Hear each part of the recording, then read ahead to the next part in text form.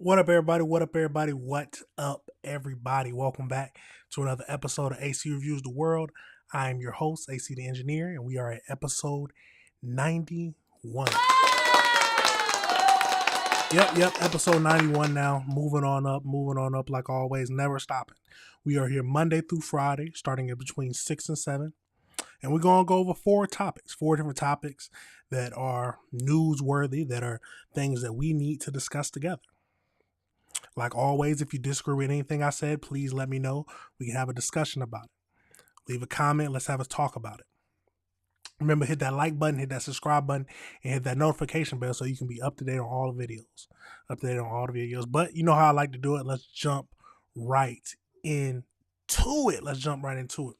The first thing we're jumping into today, the first topic, we got to go over is something that popped up. Happened a few days ago that we need to talk about. A 12-year-old murderer. Yes, I said it, 12 years old. And a murderer already. But it looks like something happened at a Brooklyn park. So we're going to go over into that and see what this whole situation is about. Let's get over into it. Hopefully we learn something. But let's jump into it.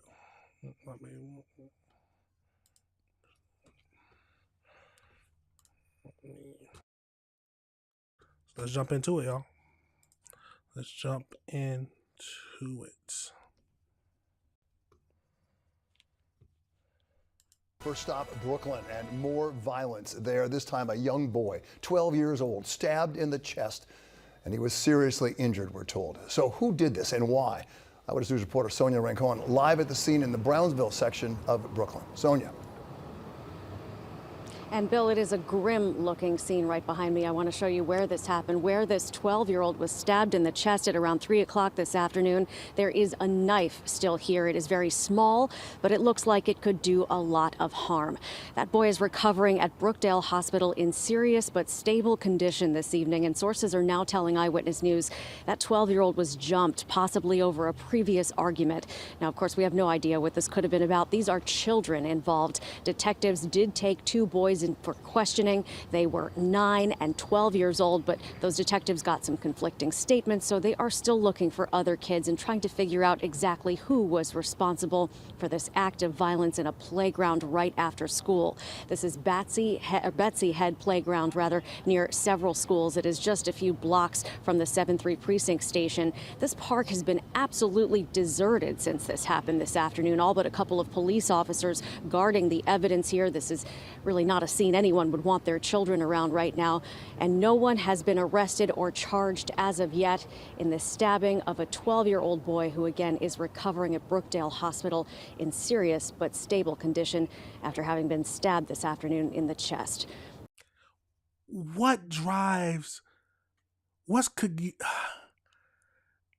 First of all, they had to have seen it from the older kids.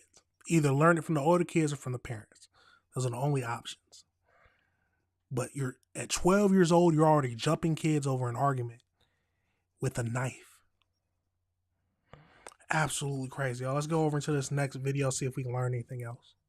2 children are in police custody tonight after a 12-year-old boy was stabbed at a playground in Brownsville. News 12's Julia Burns was the first on the scene, and a warning that what we're seeing there is disturbing to watch. A knife lies next to bloodstained clothing, a backpack, and a jacket in the middle of a space meant for children at the Imagination Playground at Betsy Head in Brownsville. Scary that this is the mindset of that age group. Police say that a 12-year-old boy was stabbed under his chest just before 3 this afternoon. Helicopters hovered over the area searching for those responsible. And right now, police have confirmed 2 people of interest, both children, are in their custody. People we spoke with here say this is normally a quiet park. A school sits right across the street, and many of them are shocked that this violence took place in broad daylight. It's horrible. It's a tragedy. I live 2 kilometers away from here. I come here on my dog day.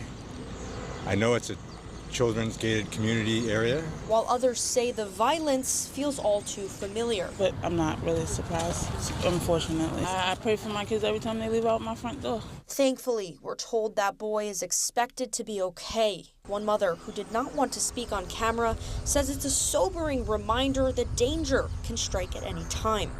They're with me all the time. All the time. I tell them about safety, just being with me close by. And tonight, many parents are holding their children a little tighter at this park. In Brownsville, Julia Burns, News 12.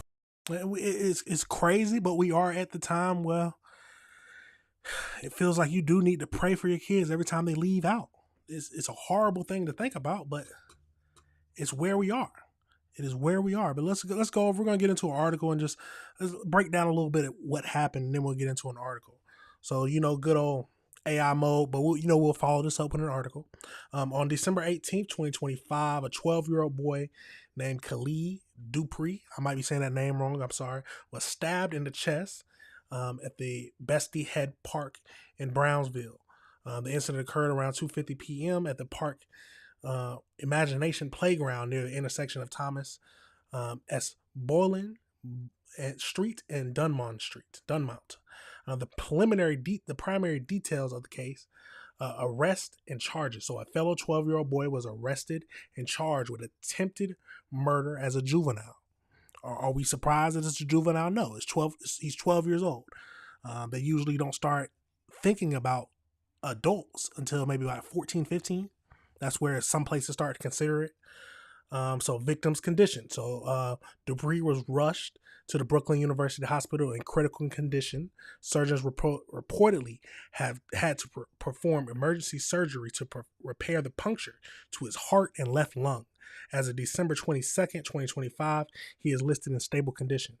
So motives and investigation. So the police believe that the stabbing may have stemmed from an ongoing neighborhood dispute or a fight that broke out shortly before the attack.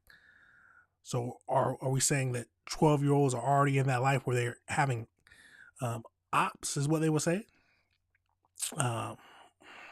They're fighting with their crew or what? Other details. A 9-year-old boy was also questioned by the police, but was later released as it was determined he was not directly involved in the stabbing. So as they know, yep. So we see that. So let's get over into attacker who was critically stabbed, critically stabbed boy on NYC playground was a 12-year-old. So let's get over into this New York Post. The attacker who stabbed the middle schooler at Brooklyn playground and left him in critical condition was just 12 years old. The preteen suspect allegedly knifed fellow 12-year-old Khalid in the chest. From what I know, allegedly, he had an issue with one of the kids that were involved in the neighborhood. So his mom, 36, told the Post outside of the family's building, just blocks from the scene. I don't know how it started. I don't know how we got to this point. So Khalid, who was listed in critical condition, but in stable condition, was ultimately moved to Queens Hospital that specialized in pediatric heart surgery, basically. So the knife punctured the left lung and the heart, and they had to cut from his collarbone. So they had to cut from his collarbone, so above his stomach, too close to his heart. And then he started with all the fluids in his lungs. So my baby is hooked up to tools all throughout the body. When I still talk to him, I touch him, I kiss him, just gentle on his hand. His alleged attacker was arrested at the scene and the knife was recovered. Police said that it was unclear if the suspect also went to the nearby academy that they went to. So that looks like the little boy who was stabbed. He now faces serious felony rap and will be charged as a juvenile with his proceedings in family court. So they described the little boy as quirky, goofy, and funny, who is happy all the time, likes playing Roblox, and has a great relationship with his 5-year-old autistic sister. He has 3 older brothers, 15, 16, and 18. So let's see. My baby not one of them kids that you got to worry about. He's not one of them. I love him. But those other kids, other people's babies, that's what they did. And now I almost lost my son. But they messed up their lives too. Somebody else's mother got to deal with their child being incarcerated. The circumstances leading up to the violence are still under investigation. Whether they had whatever issue they had, whatever problems they had, it was never that serious. It was never that bad. You're supposed to be playing Roblox. You're supposed to go to a VR or a Nintendo and do fun stuff. And Christmas is coming up. This is not Roblox, she said. You don't get a do-over. You don't get extra life. There is no Minecraft. You don't have 10,000 hearts. And you can't take it. And you can take it. No, it don't work like that. Absolutely crazy. So in a separate burst of violence, about 2 hours earlier, two boys, 13 and 15, were stabbed during a brawl outside of the train station. The younger teen was knifed in the chest and the older victim stabbed in the back during a 4:50 p.m. scuffle. What is the world coming to? What is the world coming to, y'all? We're not going to read this whole article, but that is the little boy who was stabbed. We don't know the whole situation about what it is. Of course, the mother is going to say he's not one of those boys. We don't know for sure. He could. We just have to wait for more details to come out. But at the end of the day, another 12-year-old, sounds like they mentioned jumping him. I don't know if everybody's going to be charged or who all jumped him. But at the end of the day, another 12-year-old boy stabbed him in the chest, almost killed him immediately over some dispute in the neighborhood. What are children becoming nowadays? When 12-year-olds jump to thinking they need a knife and to kill someone to make the problem go away or to win the argument. Absolutely crazy, y'all. Let me know your thoughts on that situation. Let me know how you feel about it. It's a crazy world, like I always say. But we got to keep living it. We got to keep living it. We're going to go over into this next topic. We're going to pivot over into the next topic. Looks like... So, an illegal migrant truck driver was released after posting bond after killing someone in a commercial truck. Yes, CDL driver. So it's one of those cases, but he was released. He got on bond, and even though the federal agents put a hold on him, or who is ICE agents put a hold on him for deportation because he's an illegal migrant, they let him go. So let's get over into that and see what all this is about, and we'll actually learn about who died. So let's get over into that. At the end of the day, no matter what it is, it's a crazy situation. An absolute crazy situation. We got one video to look at, and then we'll get into some articles. Let's get into it. An illegal immigrant truck driver accused of causing a deadly crash on a Washington state highway has been released, with federal officials saying local authorities ignored an ICE order to keep him in custody. William Ageness has more from Los Angeles. Hi, William. Hey, Mike, you're right. Despite that ICE detainer, not only did Seattle's King County release him, it never even presented a case against 25-year-old Kamalpreet Singh, an Indian national who illegally crossed the border in 2023. Released by the Biden administration with a work permit, Singh got a California commercial driver's license, despite rules against giving CDLs to non-citizens. CDLs are meaningless because all of these states have given them out. Like, when somebody produces that CDL, they think, oh, they're here lawfully, when in fact they're an illegal alien. According to police, Singh falsified his logbook before the crash by enlisting a co-driver to extend his hours. Police say he also made, quote, no attempt to brake, killing Blake Pearson, who was simply stuck in traffic. Oh. His sister says the system failed Pearson, his wife, and children. Held for vehicular homicide, DHS wanted to deport Singh. Instead, he was released when the state didn't charge him. The Highway Patrol telling Fox, quote, this case is complex and we're still under investigation. We have found additional detail and needed to withdraw the original complaint. The case will be refiled in the near future. Federal record shows Singh's employer has a record of violations, with their drivers and trucks taken off the road at rates well in excess of the national average. The decision to allow these people to drive these dangerous vehicles was very reckless and put the entire country at risk. I always give the example of a roofer. When a roofer falls off the ladder, he hurts the roofer. But when a truck driver drives off the road, it usually kills the other people. It doesn't. So we reached out to his employer to find out if Singh is still driving or even in the U.S. No reply. Mike? William Lajeunesse. So what is there more to think about? What is there more detail that they're trying to look for? They said he didn't stop.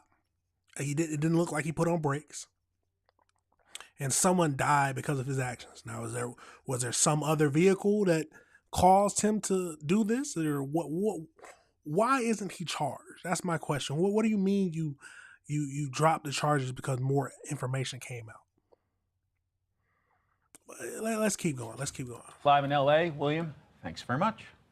Okay, let's bring in Todd Lyons now, acting director of ICE. Todd, good to see you. This Kamal Preeti Singh guy, he came in during the Biden administration in 2023 near Lukeville, Arizona. He was released into the country under that same administration. At this point, do we know where he is? I mean, are you able to find him? No, ICE, and that's the bad thing, right? When sanctuary jurisdictions release these individuals, they don't share the information with ICE. So we have to go out and find that individual again. And like you said, he came in 2023. You know, if we had the policies like we do now under President Trump, where there's no catch and release, he would have had his hearing. And if he was found eligible, he would have been deported that day. But instead, here we have a guy, shouldn't be in the country in the first place. He has a real ID. He has a real commercial driver's license issued by the state of Florida. And now some poor gentleman is dead right at the holidays, and his family doesn't have him because of these, crazy policies. The fact that they didn't want to keep him in custody. They already deemed he was a public safety threat by arresting him, right? He caused, vehicular homicide, allegedly. And now they want to re-release him back to commit crimes again. It's ridiculous. Well, let's talk about that exactly, because there's this other case in Virginia, not far from where we are right now. An illegal immigrant, 23-year-old man, Marvin Morales Ortez. This one's from El Salvador. He was in custody on a Tuesday of malicious wounding and brandishing firearms, but then local police released him. There he is, young man. The next day, on Wednesday, there's a murder scene, and they arrest him again. He's got a lengthy record, Todd, at least 7 crimes he's accused of. And then he's released within hours before, officials say that he got up into a mess again. This is the quote from the Fairfax County Sheriff's Office. This is what they're telling us. In this instance, ICE was aware of Morales Ortez's incarceration and elected not to seek a judicial warrant to ensure that he remained in custody accordingly and consistent with our policies and the law. Once the court issued an order dismissing the cases, Mr. Morales Ortez was released. I mean, it sounds like they're throwing this back on you guys, on ICE. Yeah, and the whole problem is, Aisha, unfortunately, they don't understand immigration law, right? We don't need a judicial warrant. Our ICE detainer is just enough for them to hold him and turn him over to us. But instead, they want to go ahead and lead in the sign of sanctuary policies, and now he allegedly committed another murder. So we have this individual. They already arrested him for brandishing a firearm. So he was already arrested for aggravated assault. So why they would want to release him anyways with no bond or no restrictions is just ridiculous. And then he's found at another murder scene the next day. Actually, that day, the clinicians at Fairfax County deemed him a public safety risk, and they were out looking for him because they realized that was a mistake to release him. Had they done that, he would have already been in ICE custody had they turned him over. So,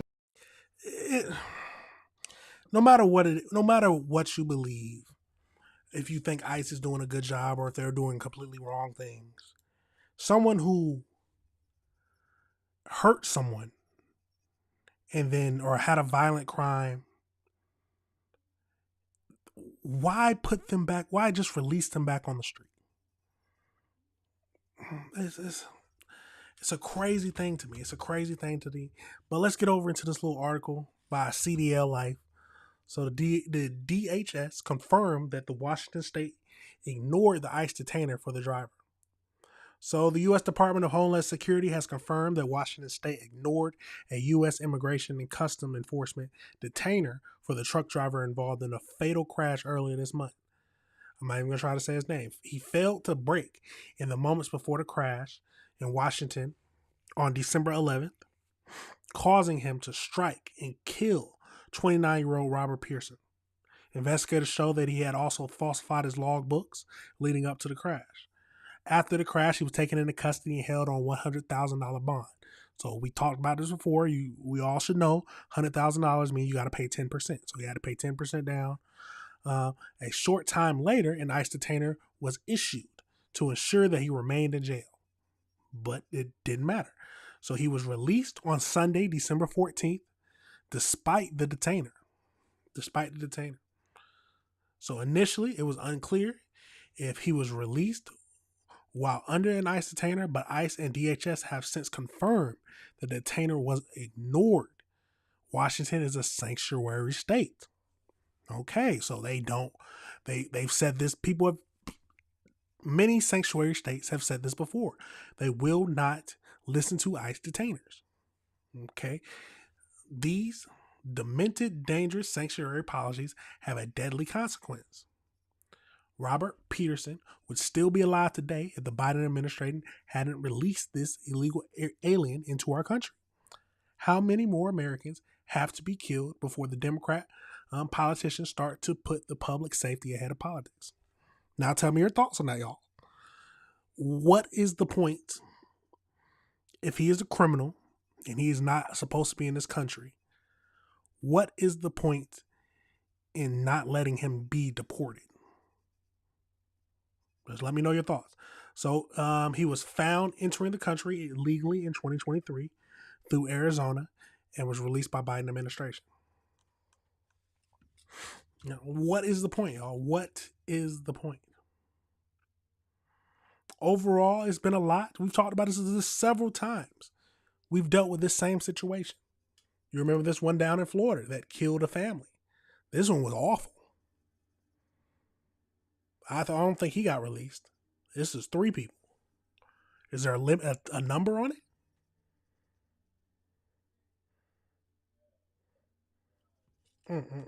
Hold on, let's see what this is. International was previously processed for deportation, but was able to stay after claiming he feared to be sent back home. He was later released on $5,000 immigration bond in January. Okay, this is from his other stuff. Absolutely crazy, y'all. But tell me your thoughts on that whole situation. How do you feel that they just released them, ignore the ICE detainer? Or are you fine with that? There's someone who, I don't know what, he ignored the rules, probably drove over his time, probably sleepy. Because he forged the logbook, so we don't know how much time he actually slept. The logbook is there for safety because you can only drive a certain amount of time. He obviously didn't care about it, and someone has died. And instead of letting ICE deport him because he is a criminal, because he's an illegal immigrant criminal, they release him because they don't believe in the policies. Let me know your thoughts on that whole situation, y'all. Let me know your thoughts. We're going to pivot over into the next topic for today. Something that's popping up on my social media. Looks like a shoplifter. I think it was shoplifter in Walmart, if I'm not mistaken. I might be wrong. We're going to watch the video. But a shoplifter pulls a gun out on the police. Yep, shoplifter. You know, he can't even stop people for shoplifting no more. But we've been knew that. We've been knew they can't stop people from shoplifting. Let's get over into this video. We got a few videos to look at. And then we'll get over into it and see what we make of it. Overall, it's a crazy situation. It's a crazy situation. Well, let's jump over into it and see what we can learn. Video is stunning to see. It is terrifying, and it all happened at a Walmart in Canton, Ohio. Police there were taking a man and woman into custody for alleged shoplifting, and that's when things really took a horrifying turn. Shane Newman and Katarina Jeffrey were being processed in a store office, as you see there. When body camera footage shows Newman turning away, appearing to rummage through a bag or his coat, he turns around. He's got a gun pointing at the officer, and police said he tried to shoot, but the weapon did not fire. The video shows the officer draw his gun, point it at the guy, knee him in the chest before holstering the gun, punching the suspect. So they didn't search his stuff. How does he still have a gun? Wrestling him to the ground. The officer and a Walmart employee then subdue the gunman. The police chief in Canton, Ohio, said this is a reminder of the ever-present threat of violence that police officers face.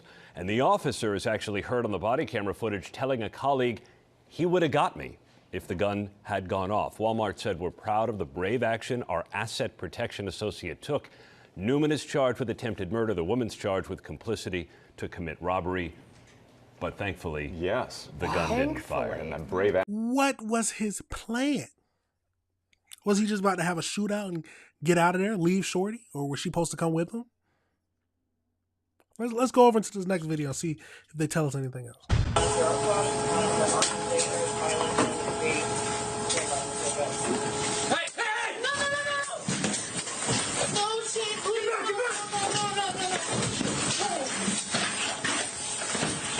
Oh, yeah. These unbelievable moments caught on camera after a suspected shoplifter at an Ohio Walmart drew a gun on police while being questioned. And News Nation's Mills Hayes has more on this terrifying close call. Mills. Natasha, this whole incident could have been a whole lot worse if that gun had fired off. One man accused of shoplifting from an Ohio Walmart is now charged with attempted murder after shooting at a police officer when he was confronted. Canton police responded to reports of a shoplifting and brought the two suspects, Shane Newman and Katarina Jeffrey, into the store's loss prevention office. And in the dramatic body camera footage, you can hear the officer ask at least 3 times if Newman had anything on him he should know about. Newman says just his phone and goes on to give officers a fake name. Just 5 minutes into that incident, Newman is seen pulling out a gun and attempting to shoot the officer, but the gun doesn't fire. A Walmart employee is able to get Newman to drop his weapon, and then the police officer wrestles him to the ground. The woman beside him can be heard saying, "No, Shane, please, no, no," and later saying, "Shane, please stop." Hey, hey! No, no, no, no! No, Shane, please! No, no, no, no, no.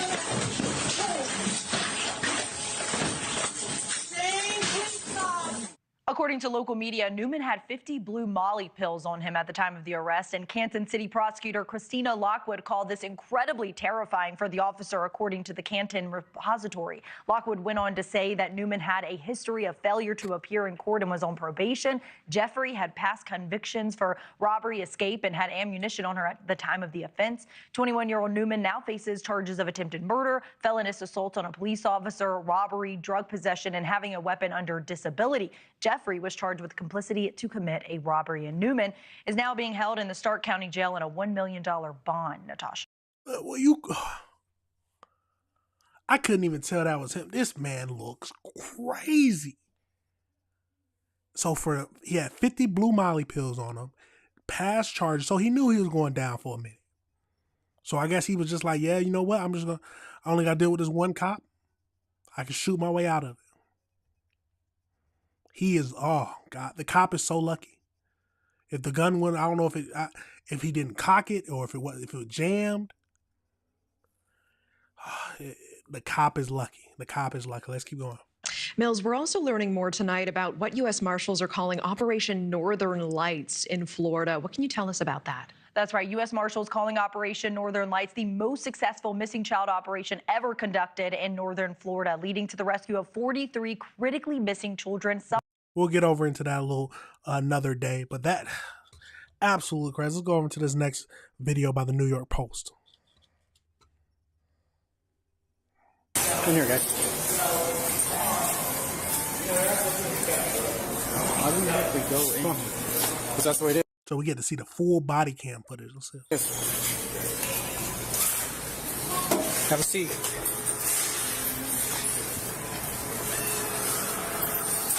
You got anything on you I need to know about? Why's your hand in your pockets? It's not falling. I'm going to pat you down real quick, all right? That's cool. Nothing on you was going to poke me, stab me? No. Where was his gun? Cordelia was just... Yeah. I just kicked him out, Delia. Okay, go ahead and have a seat. Nothing on you that I need to know about? I do have this... This I don't know how he patted him down, where he hid that gun at, so where he couldn't find it. Tell me if he needs more training. I would say he needs more training in how to pat down people, because or it could have been in a good enough place. I don't know. What's in there?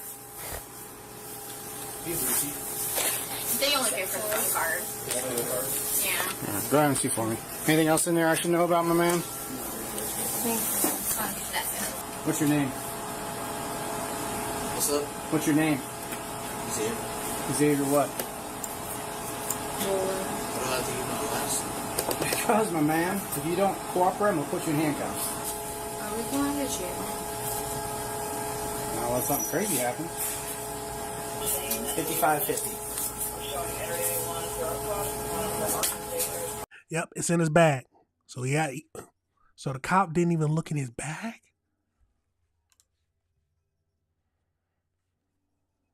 Hey! No! No, shit! Get back! No! Ooh.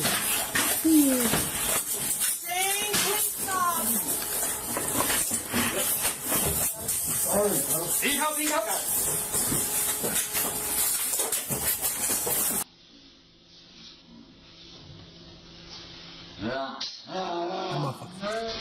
It jammed. Oh yeah, he tried to enter.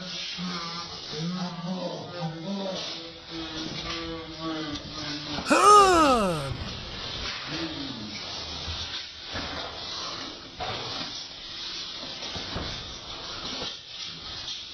Question again, why didn't the cops search his bag? What are we doing? And what reality do you not search a shoplifter's bag? I thought that was standard. Is it just, am I mistaken? I feel like that is standard.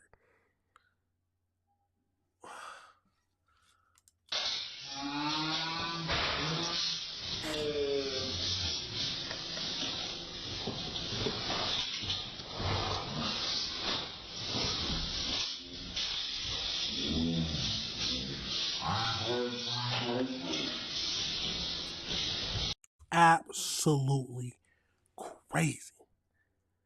Absolutely crazy situation, y'all.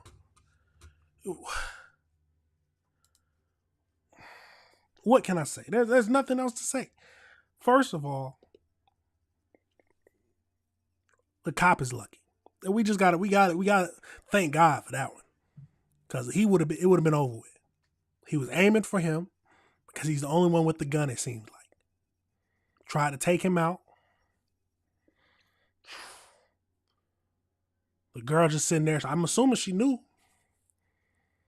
Well, she probably didn't know that he would do something like that, but she knew he had a gun and all the pills on him. Come on now. Giving fake name, couldn't even say his last, couldn't even come up with a fake last name. Why I gotta tell you my last name? It's a crazy situation. Luckily, everybody reacted good. Luckily, the gun jammed. It's a crazy world, y'all. It's a crazy world. And now you got to be worried about a shoplifter.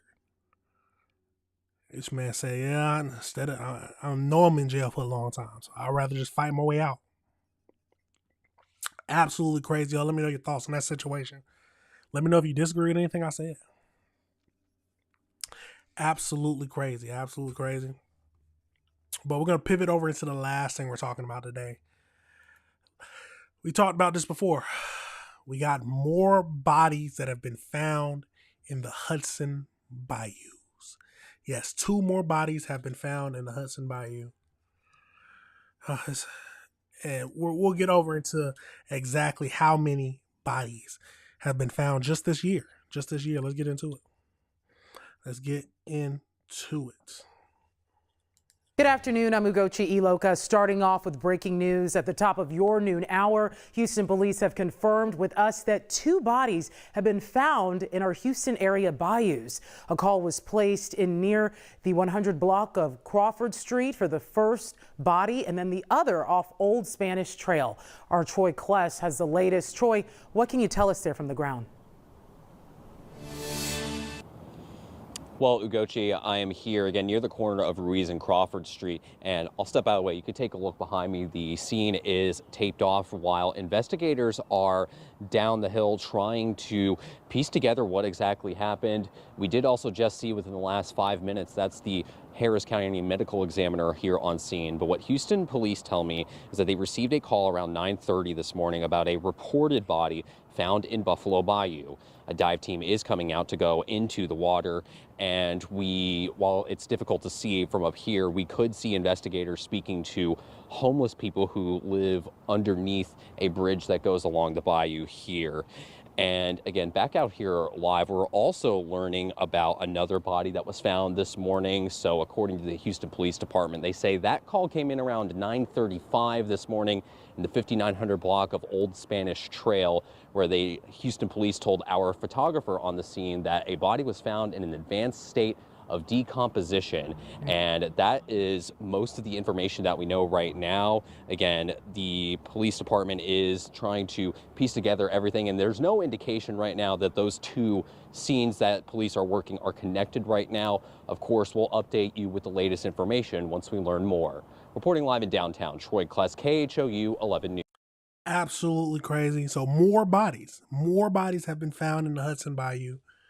But let's get over into the stats. We got to get over into the stats, which is a crazy thing to think about, but let's get over into it. So good AI work, but it matches up. It adds up. But in the 2025, authorities in Houston have recovered at least 33 bodies from the local bayous. This tally includes 2 discoveries made as recently as today in Buffalo. The frequency of these findings, particularly a spike of 7 bodies found within a month between September and October, has prompted public concern and official statements from the leadership. The main thing the leadership is saying is that there is not a serial killer. There's no evidence that there is a serial killer. Now, this place might just be, the bayous might just be known for people washing up, or might be known for a good dumping ground for killers. It might not be one killer, might be just be multiple killers who use the dumping ground. We don't know. But so the known causes of death. Here's where we get into the sticky part of it. As of late 2025, Harris County medical examiners has finalized causes of death for a portion of these cases.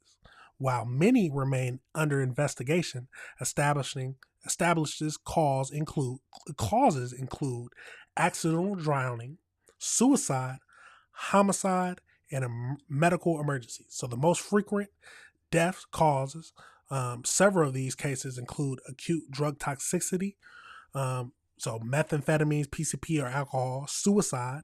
At least 2 deaths were ruled as suicides. Homicide. So one case from May was determined to be a homicide caused by multiple blunt force injuries. So 1 homicide. And then medical emergencies. At least 1 instance was attributed on a sudden cardiac death related to hypertensive heart disease. So the undetermined classification. So a significant portion of these cases, roughly half, remain classified as undetermined, which means forensic investigators attribute this to the environmental challenges with the unique to the Hudson's waterways. So the advanced rate of decomposition, how much information can tell from how decomposed the body is, probably washes away a lot of evidence where they can't find out the cause of death. But according to one source, decomposition, submersion, marine activity can make it difficult to determine the cause. So that's what I said in the bayou-related cases, and may interfere with toxicology results. So official response to a serial killer. So that's what I said. So the series of discoveries led to rumors on social media about a potential serial killer. However, Houston mayor and the police officials have repeatedly denied any evidence linking the deaths with one, officially stating that there is no evidence of a serial killer in Houston. Officials suggest that there is a lack of safety measures along the city's extensive waterway systems may contribute to the accidents and complexity of the investigation. So that's what the people are saying. That's what the police and the mayor are saying, that there is no serial killer. Now, could it be? Because remember, there's 1 death that they ruled as a homicide from blunt force trauma. Could people just know that, oh, this is a fine place for a dumping ground? That's very likely. That's very likely. Now, accidental drownings and other stuff like that, from the alcohol and the PCP, methamphetamines, I can completely understand why someone would slip into the water and drown. I completely understand that.